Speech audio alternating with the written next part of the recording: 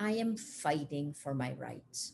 The Philippine Constitution is patterned after the US, and like you, we have a Bill of Rights where press freedom is enshrined along with the right to travel. I had hoped to be here in person with you tonight, but if you're seeing this, it means Bill McCarran, my lawyers, and I have failed.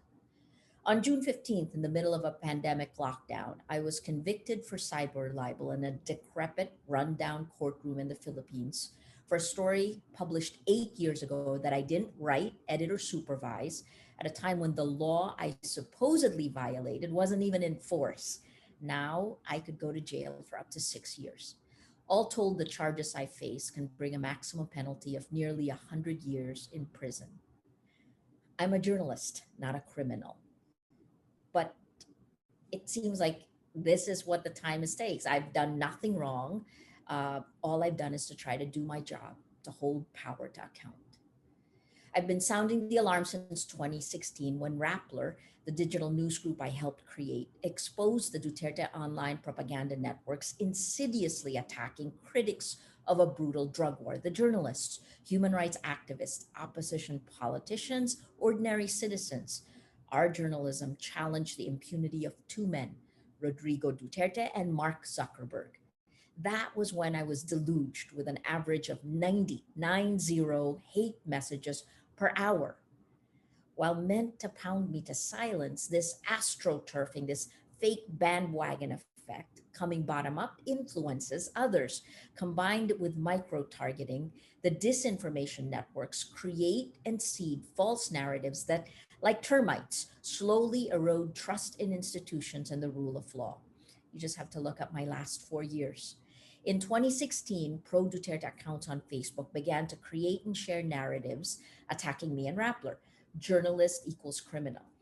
In 2016, I laughed because by next year, I will have been a journalist for 35 years, and I thought my track record would speak for itself.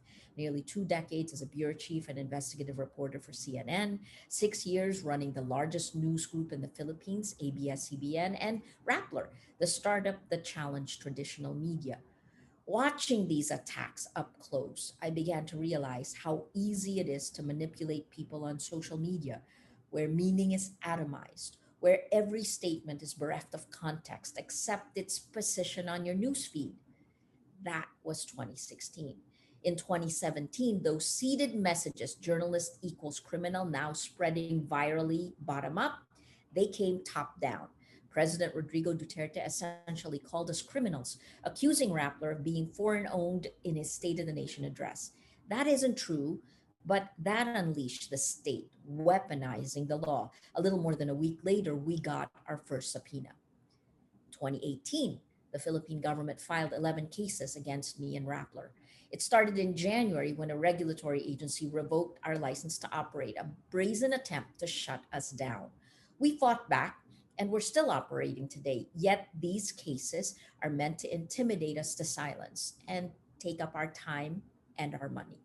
In 2019, the courts issued 8 arrest warrants for me, filing 8 criminal cases against us in 3 broad buckets: cyber libel, tax evasion, securities fraud. All of this as ludicrous as the first.